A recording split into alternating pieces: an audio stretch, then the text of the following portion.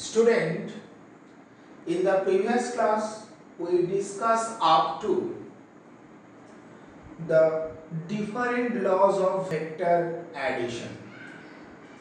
Regarding this vector addition, one important short question may ask, can the resultant of 3 vector becomes 0?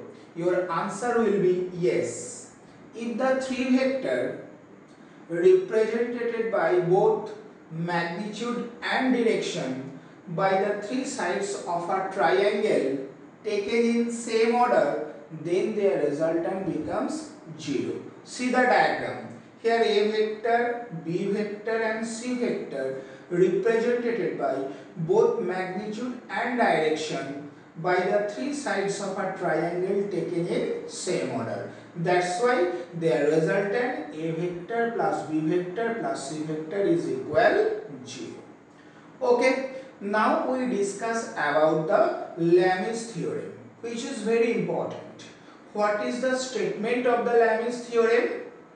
Lami's theorem tells us if the 3 forces acting at a point in equilibrium, then each force is proportional to the sine of the angle between the two other forces.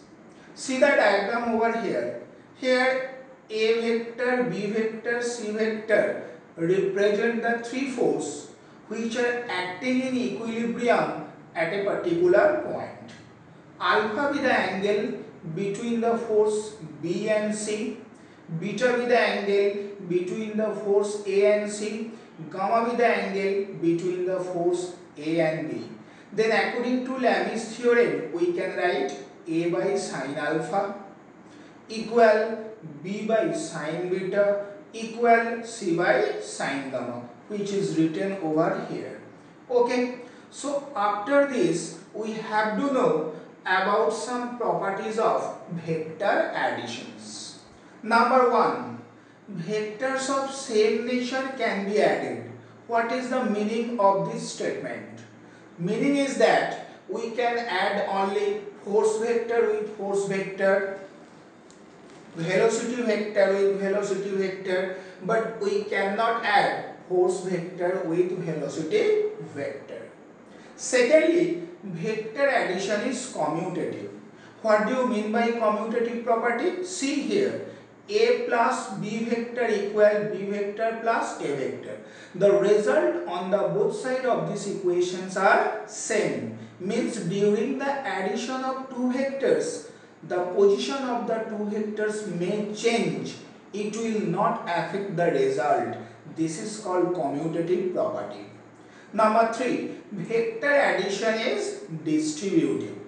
Now, A vector plus B vector within bracket plus C vector is equal A vector plus within bracket B vector plus C vector. Both sides again gives us the same result.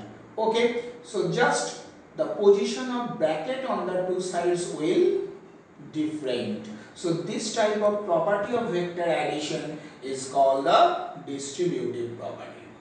Okay, now we have to know about river crossing situation by a boat. There are two different situations may arise. The two situations are, number 1, the boat try to cross the river along shortest path, and secondly, the boat try to cross the river along a shortest time. Okay, so the first situation, when a boat tends to cross a river along a shortest path. Okay, so now see the diagram over here. This is the river which has its own velocity v2. Okay, now a boat try to cross this river having a thickness s along a shortest path. So which one is the shortest path? If the boat start from the position A, then the shortest path is along AB. Okay, but if the boat try to cross the river along AB, due to the presence of river velocity, the boat cannot reach to the point B. That's why to reach to the point B, the boat start its journey by making an angle theta with the vertical direction as shown in the diagram.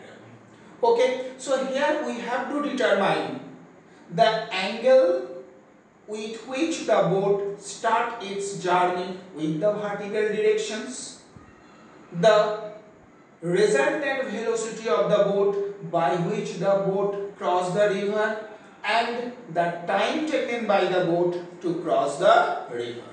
Just see here, ABC is a right angle triangle where V1 is the velocity of boat, V2 is the velocity of river, and V is the resultant velocity of V1 and V2 with which actually the boat cross the river along AB. Now from this right angle triangle, if I take sin theta, then sin theta is equal perpendicular by hypotenuse. That's why sin theta is equal V2 by V1. And the resultant velocity V we can determine using the Pythagoras theorem from this right angle triangle as V equal root over of V1 square minus V2 square. And time taken by the boat to cross the river, according to the formula, time equal distance by speed. So distance means thickness of river, that is S, and the speed is the resultant speed of the boat, that is root over of V1 square minus V2 square. Now the second situation, when the boat tends to cross the river in shortest time. Whenever the boat tends to cross the river in shortest time, the boat try to cross the river along the straight path like A to B. But if the boat start its journey along AB, due to the presence of river velocity V2, the boat reach to the point C. Okay, so here V1 is the velocity of boat, V2 is the velocity of river, and V is the resultant velocity of boat with which actually the boat cross the river going from A to C. Okay, so again this is a right angle triangle. Okay, so from this right angle triangle, the angle theta can be determined by taking tan theta. Tan theta is equal perpendicular by base. See the diagram. V2 is perpendicular and base is V1. That's why tan theta equal V2 by V1. And the resultant velocity again we can determine using the Pythagoras theorem as V equal root over of V1 square plus V2 square. Now we have to determine time taken by the boat to cross the river. Here the boat actually cover a distance of AC, not AB. Okay, so what is the value of AC? If BC is X and S is the width of river, then AC equal root over of A square plus X square. That's why time taken according to formula distance, that is root over of A square plus X square, by the resultant speed, that is root over of V1 square plus V2 square.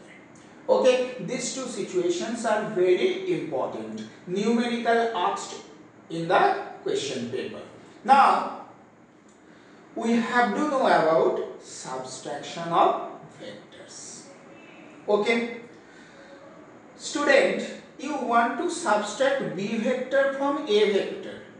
That's why we write subtraction vector is equal A vector minus B vector. But you have to remember, to determine the magnitude and direction of subtraction vector, there are no specific rules. We have to determine using the addition laws of vector. That's why we can write this equation as A vector plus of minus B vector. Means the subtraction of B from A is equivalent to addition of minus B with A. Clear? So that's why using the parallelogram law of vector addition, we can determine the magnitude as well as the direction of subtraction vector. Okay, how? See the diagram. Now we represent the two vector A and B by the two adjacent sides of a parallelogram, and theta be the angle between the two vector A and B.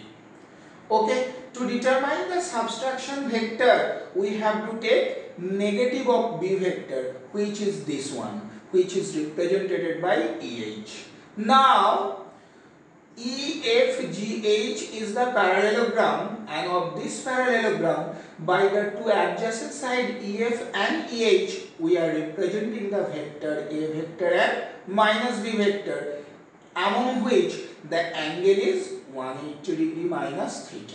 So according to the laws, the diagonal of the parallelogram, which is drawn from their common point, will give the resultant vectors. Here resultant vector means the subtraction vector. So therefore, according to the formula, subtraction vector magnitude is equal root over of a square plus b square plus 2ab cos angle between a and minus b is now 180 minus theta. Cos 180 minus theta means minus cos theta. That's why root over of a square plus b square minus 2ab cos theta. So this is the formula for the determination of magnitude of the subtraction vector. Now, to determine the direction of the subtraction vector, we consider the subtraction vector makes an angle phi with a vector. Then according to formula, tan phi equal b sin 180 minus theta divided by a plus b cos 180 minus theta.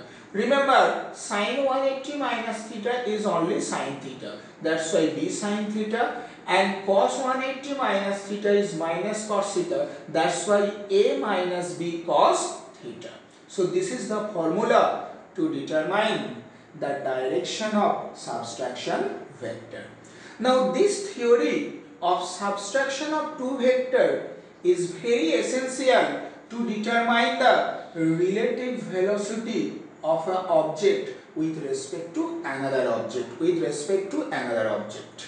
Okay, instead of this a vector, if we consider a body moving with a velocity v representing by the side EF, and another body moving with velocity vv representing by the side EH, then by the same process we can determine the relative velocity VAB as VA minus VB, and the magnitude of this relative velocity we can determine by the formula root over of VA square plus VB square minus 2VA VB cos theta. And similarly, the direction of the relative velocity can be determined by tan phi equal VB sin theta by VA minus VB cos theta. This theory of relative velocity is applicable in Rayman problem. During the rain, whenever a person moving with a bicycle, then to protect the person from the rain, the person had to hold the umbrella by making an angle. We can calculate that angle with the concept of this situation, tan phi. Okay, thank you student. We supply lots of problem up to this. Solve at your home. If you have any problem, you can call me over phone. Thank you.